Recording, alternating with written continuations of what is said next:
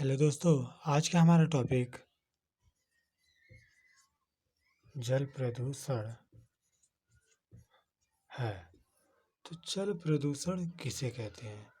जब प्राकृतिक या अन्य स्रोतों से बाहरी पदार्थ जल में मिल जाते हैं तथा जिनका दुष्प्रभाव जीव जंतुओं के स्वास्थ्य पर पड़ता है, जल विषाक्त युक्त हो जाता है, जल के सामान्य स्तर में गिरावट आती है, जल जनित बीमारियां फैलती हैं, तो उसे हम जल प्रदूषण कहते हैं।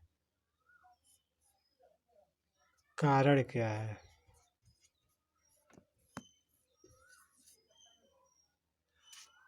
औद्योगिक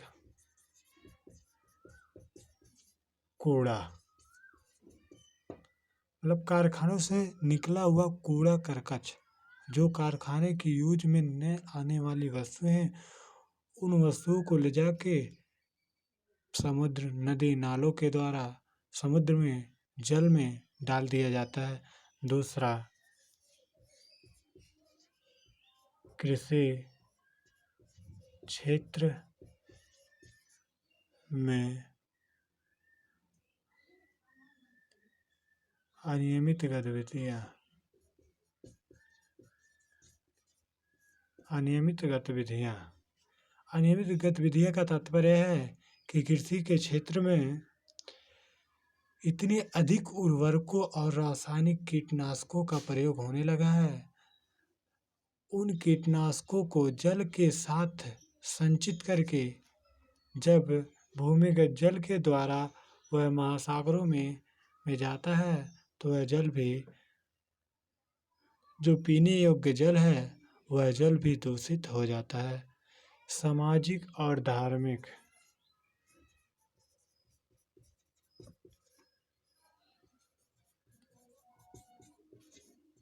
सामाजिक धार्मिक रीति रिवाज कहने का मतलब है, जैसे कि कुछ धर्म में होता है कि पानी में शव को बहाना,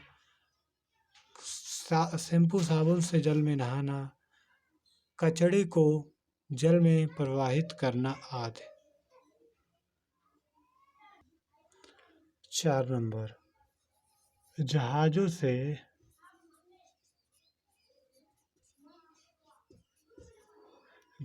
से तेल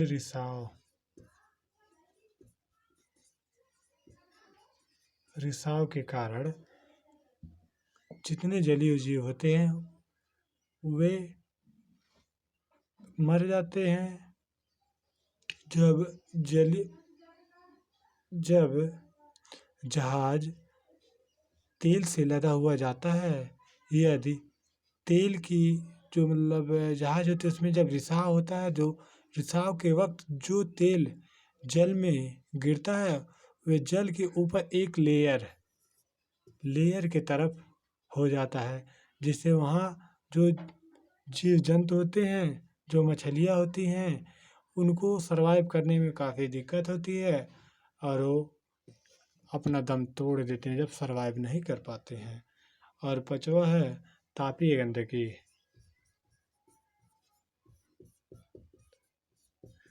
तापीय गंदगी का तात्पर्य है विद्युत ताप घरों में जो गर्म जल होता है, उसे गर्म जल को बिना ठंडा किए नदी, तालाब, पोखरे में नालों के माध्यम से छोड़ दिया जाता है। जल प्रदूषण के प्रभाव।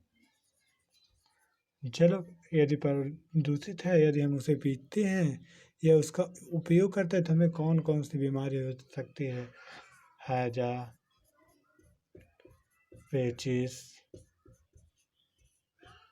दस्त,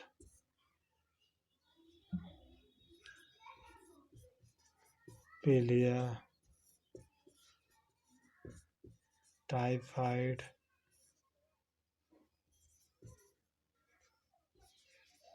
मलेरिया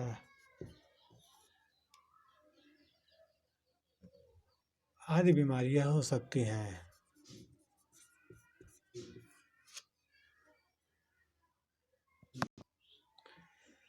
जल प्रदूषण का क्या करें कि जल प्रदूषण ना हो, अर्थात समाधान।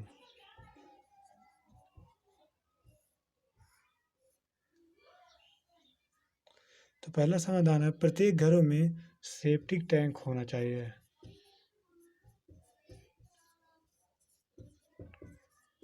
सेप्टिक टैंक होना चाहिए।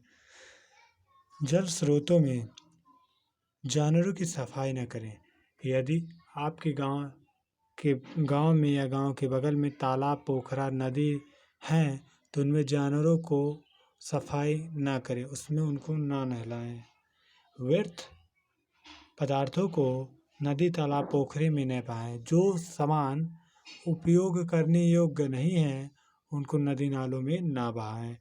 कीटनाशक व उर्वरकों का अधिकतम प्रयोग न करें। कृषि के क्षेत्र में जो हम उर्वरक खादों का प्रयोग करते हैं, उन खादों और जो कीटनाशकों का प्रयोग करते हैं उनकी मात्रा कुछ कम करनी चाहिए। साबुन व शैम्पू लगाकर नहाना तथा कपड़ा धोने पर पूर्ण रूप से प्रतिबंध होना चाहिए।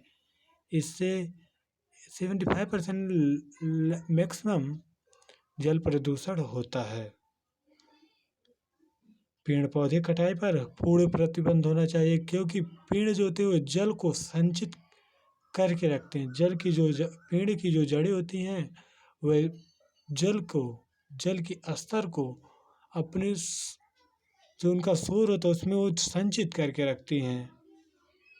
और सबसे महत्वपूर्ण चीज़, हमें जनसंख्या पर नियंत्रण करना चाहिए, क्योंकि जनसंख्या बढ़ेगा तो जल प्रदूषण, वायु प्रदूषण, ध्वनि प्रदूषण, कहने का तात्पर्य जितने प्रदूषण होते हैं सब के सब होंगे यदि हमारा जनसंख्या पर नियंत्रण नहीं होगा।